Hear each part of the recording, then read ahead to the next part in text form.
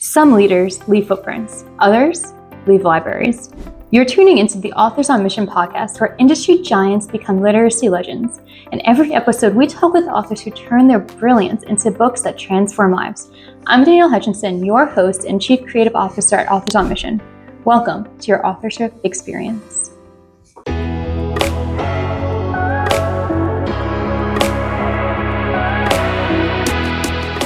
Hello, and welcome to Authors on Mission podcast, the podcast committed to delving into top-tier insights and strategies employed by established experts in their respective domains, all while aspiring authors as well.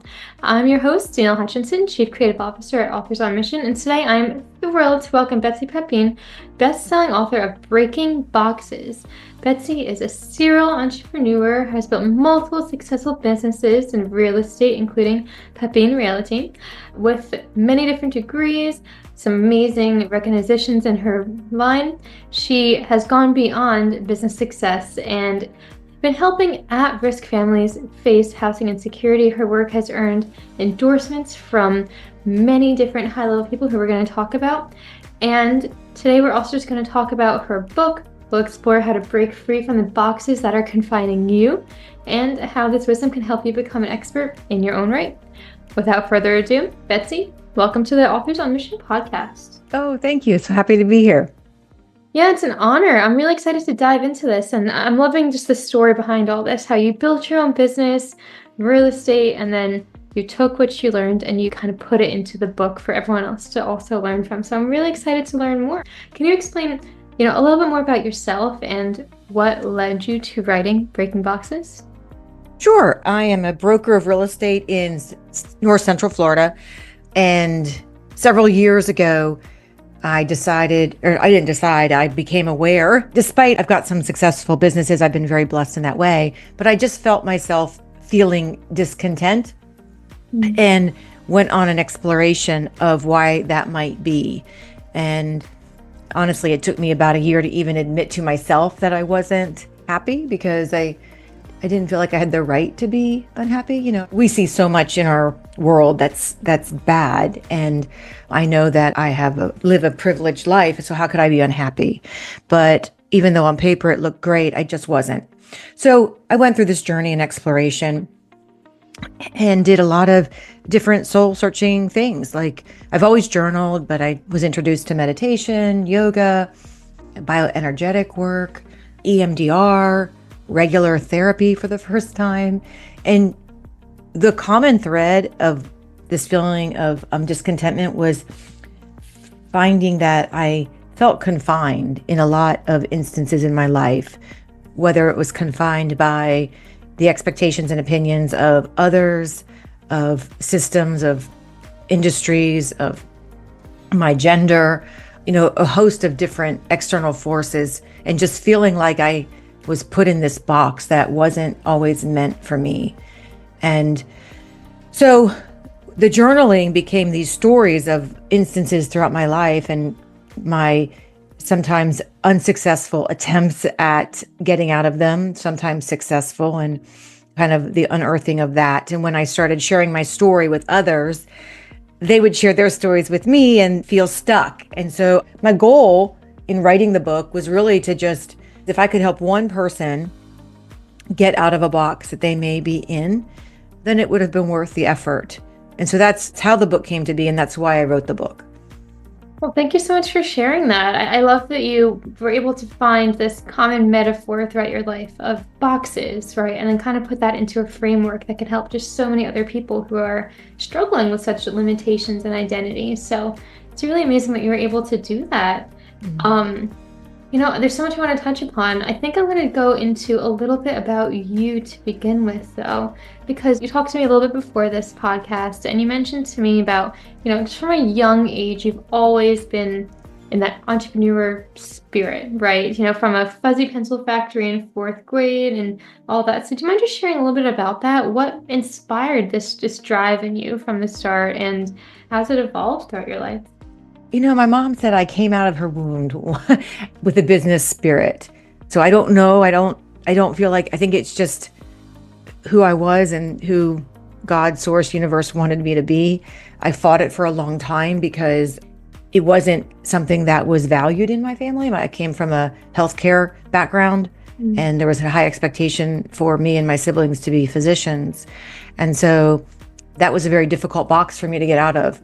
So I don't know. I don't know how to answer that. I don't know where the came from, but I did foster it, fortunately. And even though it wasn't my primary way of making money until I was in my late 30s, I always had some little side gig going on.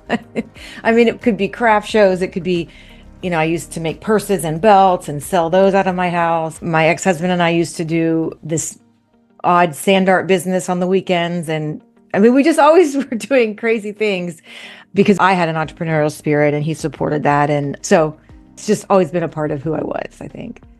Understood, right. And I can see how it grew and developed too throughout time.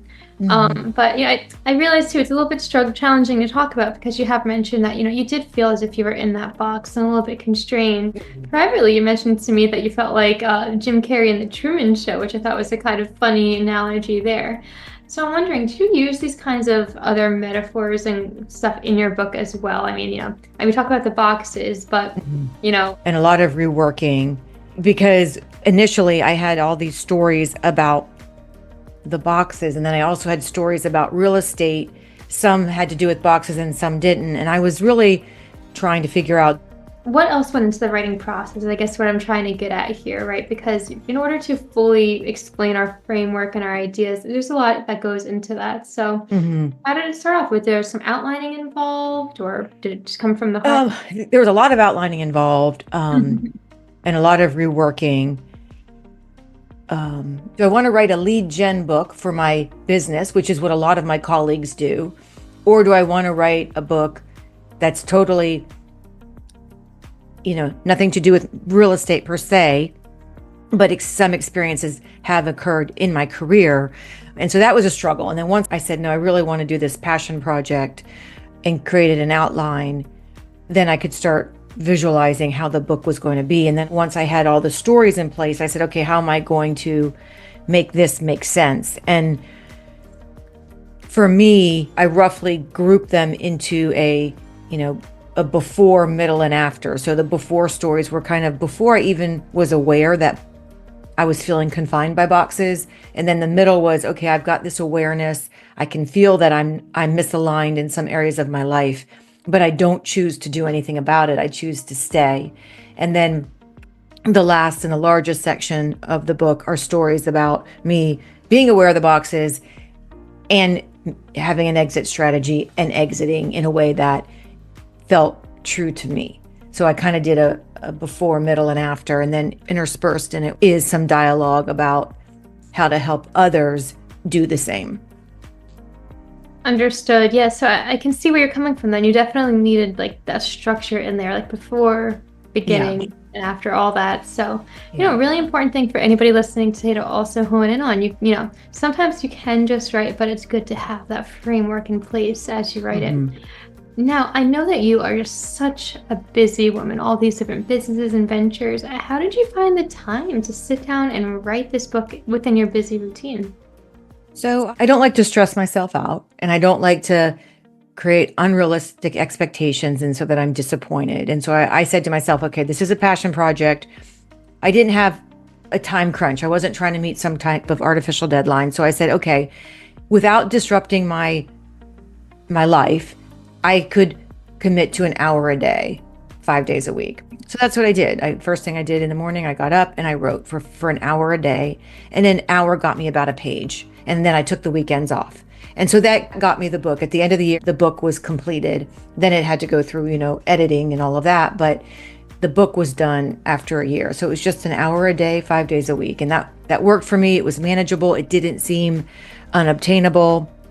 I also hired, and I did this learning from my own businesses, there are so many people out there that are ready, willing, and able to help you. They've been there, they've done it, they're experts. And so I really do like to stay in my lane and hire people who can help. And so I did hire a developmental, maybe I'm not using the right terminology because I'm not really in the industry, but a developmental editor who I sent pages to, and I loved it because she didn't know me, she didn't know my story. So a total outsider looking at it and saying, wait a minute, this didn't flow. This didn't make sense. You mentioned this person, but you've never mentioned them before throughout the book. Whereas I wouldn't have picked that up because I know this person and I just assumed that person had been introduced, but it hadn't been introduced yet. So she was really helpful in one, just accountability. I had to send 20 pages to her. I think it was every 2 weeks. And I love that, just knowing that that had to be done. And then just really helping, making sure that it sounded, it made sense. It flowed. A total outsider who doesn't know me or my history would be able to understand it. Right. Well, first off, I always agree that you need a team with you when you're writing. It is an independent task, but, you need that community to bounce ideas back off, just like you said, especially the accountability part. I have so many clients who they'll fall off the track and I have to kind of, metaphorically knock on the doors like, you there? You ready to go to the next chapter? So I'm glad that you had that on your side for this book and it brought it to completion. So now a little bit more about the content of the book. I was looking through it and, one, we know there's a whole metaphor box. It's just a really cool thing throughout. One other thing you mentioned is once finding a childhood photo during a hurricane that kind of sparked a little bit of more self-discovery. So I'm wondering how that relates to the stories you've already told us and how do you think that incorporated into becoming a catalyst for writing this book? Yeah. So, the story of finding that photo of me at 7, just, in the water, in the beach, ocean, and just this look of pure unbridled joy.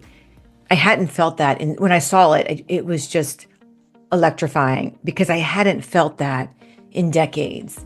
And I realized then that's what I was searching for. Like, how do I return to that? And that started the journey. When I realized, wait a minute, I've been there before. That's obtainable again. That began my journey of exploration into figuring out, how can I return to myself, really. Yeah, I think everybody listening today can agree that when we think back to our childhood selves, for the most part, they're, memories that we wish we could go back to and harness again. And you're right. I mean, as a busy adult, who has time to stop and smell the flowers anymore? So it's really inspiring to know that, such a simple little thing sparked all of this. Yeah. I remember I took a class during this period. They had some kind of personality assessment. It wasn't one of the normal ones that we look at in business, but it was a relational one. And they assigned you a country based on your responses. And I apparently lived in the country of control. And then there was other countries, and the country I scored worst in was fun. And so I was like, there's no way. And I got a 0. And I was like, there's no way that I got a 0 in fun. And so I took the test again and I got another 0. And then they matched you with people who were very high in that score. And they paired me with this woman who her first thought every day is, how am I going to have fun today? And I was like, oh my gosh, like I've never asked myself that ever, let alone just one day. And yet every day she wakes up and that's her first thought. And I thought, wow, how different my life would be if that was my first thought. I love that tip. It's something I wouldn't have thought of either. Like, why not pretend like it's a mini vacation every day, even if you're just going about your daily routine? Yeah. Well, and that brings to, like, there's a girlfriend of mine who said, so she's reframed weekends. And so anytime anybody asks her, what are you doing this weekend? She says, I'm going on vacation. And just that reframe in her mind makes her weekends feel more fun because it's not just the weekend, it's her mini vacation. Yeah. I mean, even if you're just sitting at home, it's your vacation to just have your feet up on the couch and maybe just take a moment to breathe in the air. I like that a lot. I might honestly implement that myself now. That's a really cool thing to do, I mean, Yeah. I'm sure you agree. Sometimes we're driving in traffic on our way to work and you're just thinking like, I'm waiting for the end of the month when I'm gonna do this certain fun thing, but why not that same day think of something that's exciting? Yeah. Really cool things to think about. Yeah. So tell us a little bit more about Breaking Boxes also. I understand that you're launching a companion course to accompany the book in the next month. Can you tell us a little bit more about that? Yes. So I recorded it last month and it should be coming out in the next couple of weeks. And I did the course because the book is very story-based. And So then after it launched and people were contacting me, a lot of the feedback was great. Now, how can I do this for myself? And so the course is more of a how-to. The book is a little bit of a how-to, but it's more story-based. So the course is really all, this is how you do it. There's 6 modules, and it'll be available on my website in a couple of weeks. I love that. Well, to everybody else, go ahead and check that out. What's the link that we can find that at? So my website is my name. So it's betsypepine.com.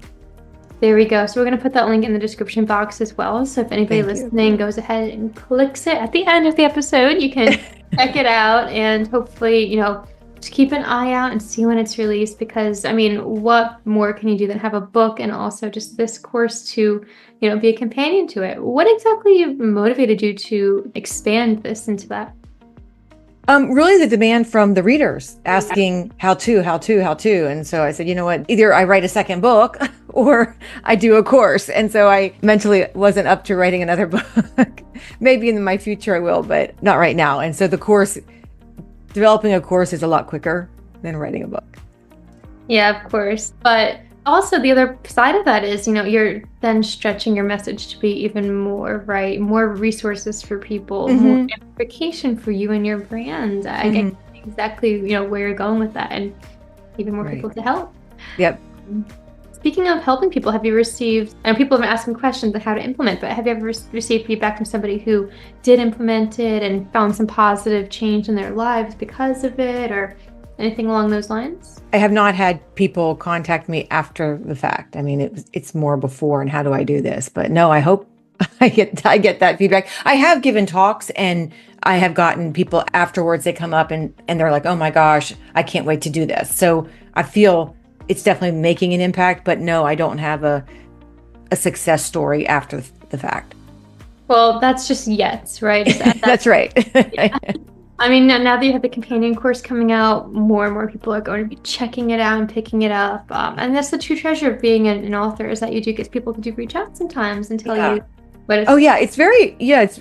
I wasn't expecting that. This is the first book I've written, so I wasn't really expecting people to reach out to me. I am an incessant reader, and honestly, I don't know that I've ever reached out to the author. And so I was surprised at how many people do feel comfortable reaching out, and I love it. Yeah, it's something to cherish. And to anybody listening right now, maybe you get feedback, maybe you don't, but either way, you do know that somebody's being touched by it because they're reading it, and one way or another, they're going to be applying it into their own lives. So it's just really cool to think about. So, that being said, I'm curious, kind of diving back into the writing process, was there any unexpected challenges that occurred while writing the book, whether it be emotional challenges or more technical based challenges? So I think both. Emotionally, it was hard because I write about some difficult times in my life that I didn't care to revisit. And so that was very hard, cathartic probably, but also it was very difficult. And then I don't have a background in writing. I don't have any formal education in writing. And so, I know grammar, but not creative writing, but just writing, that was interesting. Just learning some kind of unspoken rules and how to, like the phrase, I remember my coach was always saying, don't describe the emotion, show it. So, you don't say someone's face turned red, you describe it and they deduce that. So like that whole thing was very difficult for me because I'm just I think very literally and straight lined. And it's like, well, no, you lead them there. You don't tell them.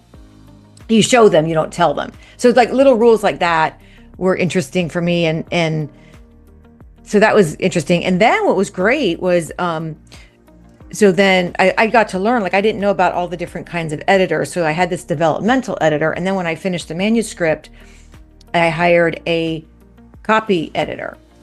And because I'm a little OCD, I then hired a second editor just because I wanted to make sure there was no mistakes. And I didn't want to spend a ton of money because I'd already spent a lot of money on the editor. So I went with somebody located overseas.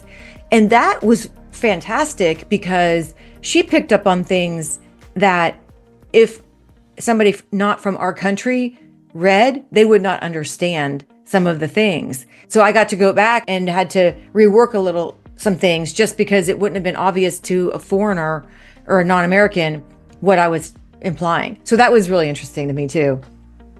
No, that's really cool to think about, actually, because I think it can go either way. Like, there's always, an element of a language barrier sometimes when you're working with somebody from overseas. But for the most part, I mean, almost always, it's a benefit just like that. Like, no matter where you live, your upbringing, you might have a different way of looking at things. So that's Yeah. what allows it to, elevate your writing even more. Yeah.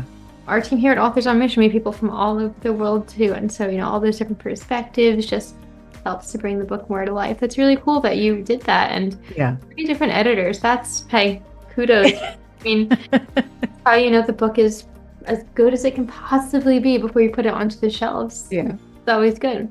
Did you have any like friends and family also read it or anything like that? Oh, no. Well, I have a twin sister, so I had her read it. And then I had my 2 daughters who are mentioned in the book. I wanted basically their consent that it's okay to write about, the stories. And so I had those 3 read it prior. And then once I sent the manuscript off for publication, because I purposely didn't have like my parents read it because I knew they would want things changed. I didn't want to be, it was like a box. Like I felt like I would be back in that box. And so I purposely didn't have some people read it because I just felt like I would feel pressure to change things. And I didn't want to feel that. Definitely. No, I get that. But it's also really good that you did check in with those people too. And I think there's a whole other element to writing. It's also, if you're mentioning somebody or their story, get their approval first. Pretty Oh, basic. yes. Yes. And I changed names of anything that I felt was sensitive. I changed names and context so that it wouldn't be obvious who this person was, Understood. And hey, to everybody listening, another amazing tip there. Not only do you need those editors, but also just more people to take another fresh look at it and offer feedback. And of course, giving permission for those references. So really. Well, the other thing I should mention, I forgot, is that I joined a writing pod through our library. The library had a writing pod for memoir. And so that was great because we met also every other week on Zoom and we submitted, I think it was 3,000 words. The more eyes on it, the better your manuscript, I think, is going to be before. And it was great because it represented all generations. And that was interesting too, to have different perspectives. And that was free. It was wonderful. A great resource that probably is available. I'm sure you could probably find a writing pod on Facebook or something as well, but I just did it through our local library. Hey, I love that, right? No matter what kind of community you have, even if it's just, Facebook, social media, in person, like yours, which is really cool. It allows you to keep talking to somebody throughout the whole process, and maybe even after the fact. Do you guys still keep in touch by any chance? Oh, we do. Oh, we do. In fact, we were just at a book festival. We were all in a row selling our books at a book festival. It was wonderful, and it was nice because a couple of them had already written and published several books, so they became great resources for me throughout my process. Understood. Well, hey, I mean, the more people on your team, the better, especially in this industry where it's very heavily based on connections like that. Mm-hmm. I've met so many incredible people with my work here that, now I know I could reach out to them with questions anytime, and I'm sure same to you, correct? Yeah. Mm-hmm. Really cool stuff.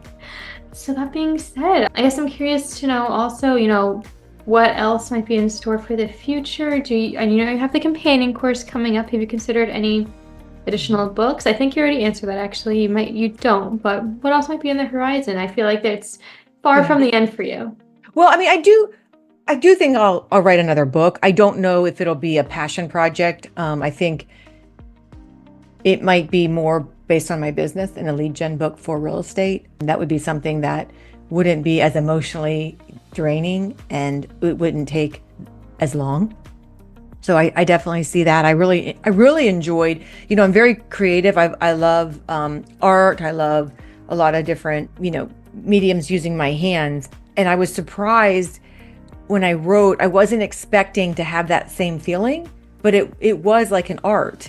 And so I'm drawn to it.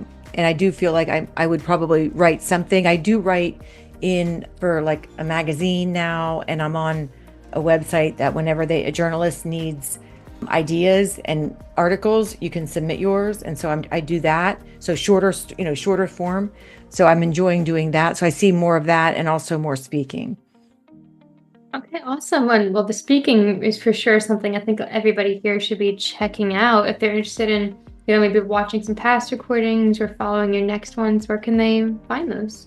So almost everything I've done in terms of speaking and podcasts, they're all linked on my LinkedIn profile, which is just my name. But I'm on all the social channels, and there's lots of like reels and stories about those as well on the social channels.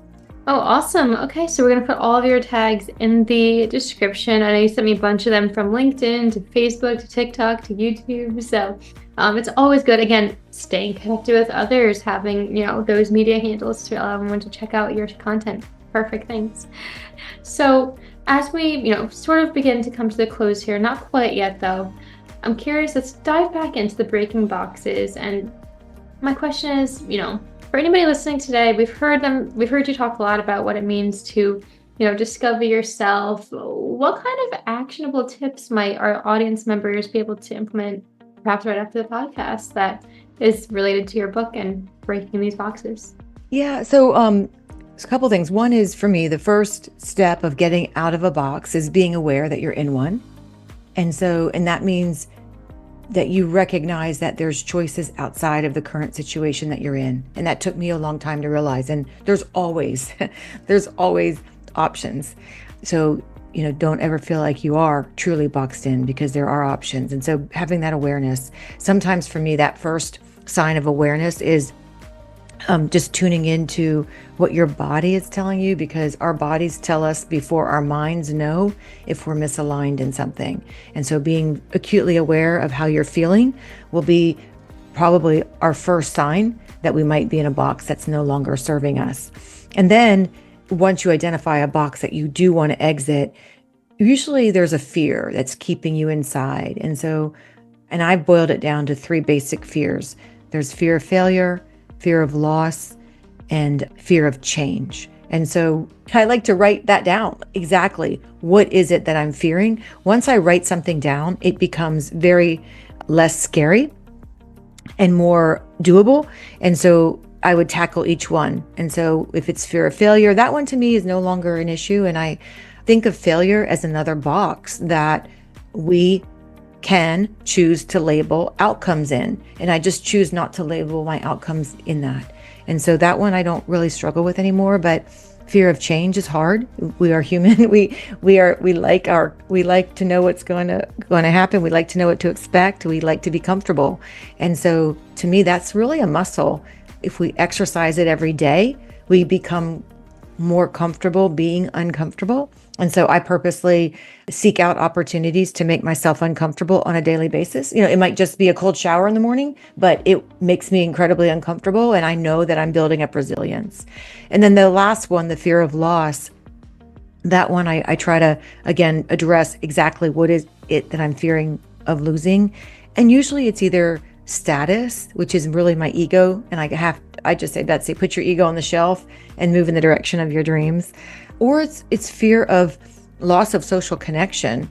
When you move out of a box, you're kind of changing the game. It's like a game of chess, and you've moved a piece on the chessboard. So the entire game changes. There are going to be people who are going to not agree with this change, not going to like it, have opinions about it. And that's okay, because you're kind of betting on your future self and the future version of yourself that you want to become. So you are going to, and it's okay, you are going to leave some folks behind.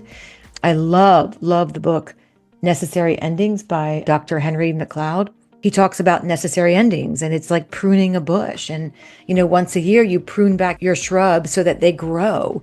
And that's what we have to do with our relationships. And so it's not necessarily a bad thing. It doesn't mean that relationship failed. It just means the relationship completed its course. It served its purpose for both parties, and you're choosing to move on. So that's what I would do, is just figure out exactly what fear is holding me back, writing that down and figuring out, really, is this obtainable? Is this something that I want to let be an obstacle to my dreams? More often than not, it's not. And then move forward. Understood. I'm really happy that you gave us that overview of the whole system there, because it gives us a good idea to wrap our minds around what we can expect when we dive into your book. And I don't know about anyone listening today, but I'm pretty curious to know even more now. I'm sure your book has perhaps some even more stories. Mm-hmm. Lots of stories. Mm-hmm. So yes, we can all check that out. I know it's on Amazon. Yeah, Amazon, Barnes and Noble, all the major book outlets online, you can find it, and on my website. Perfect. Thanks again for that. And I'm wondering, do you have any other last bits of advice that you might want to offer our aspiring authors here on the podcast today? Yeah, the one thing that I had forgotten to mention that I did do, and you've perhaps talked about it on your podcast before, but forming an advanced reader group. And that was really good for me in my book. And so and I didn't know about it, but you just basically ask like your people in the writing pod and people that like books. And I've seen there's Facebook groups that will, people on the Facebook group will volunteer to be a part of your advanced reader group. And they read your book before it officially launches, so that on launch day, they can review the book for you online, because so much now is based on online reviews. So you get this advanced reader group. You're not going to change your manuscript. Your manuscript's already been sent, but it does kind of tee you up for success once your book launches. Well, I love that tip. I mean, you're right. Reviews these days are key. I mean, I don't go to a restaurant without reading the reviews and the rating, right? It's the same thing with books. The more you have, the more likely somebody's going to pick it up. So, that's always a challenge. How do you get your reviews? And that's one way to do it. Having that community. It's, you're reading it ahead of time, so they do know what the book's about. And then it could be there right on launch day. I like that tip a lot. You said go right on Facebook, right? And then you'll be able to find those. Yeah, there's writing groups on Facebook, and you can just say that you need people for an advanced reader group, and people will volunteer. And then normally you'll email them the manuscript, and then sometimes they'll purchase the ebook, or you'll release one version early, and they'll buy that at a nominal price. The price will be like $1.99 or 99 cents. They buy it kind of like officially a soft launch, and then you've got a group of people that will review it for you on the day of launch. That's absolutely incredible. I love that tip, along with many of the others shared in today's podcast. So again, to everybody listening, implement these in your own writing, and then be sure to check out Breaking Boxes as well. So as we come to the close today, again, thank you so much for coming on, talking about your book. It was perfect timing because we can all look out for the course online to come. So definitely check that out, everybody. Put a little note in your calendar. So thanks again for joining us, Betsy. It's been a pleasure. Thank you, Danielle. Appreciate it.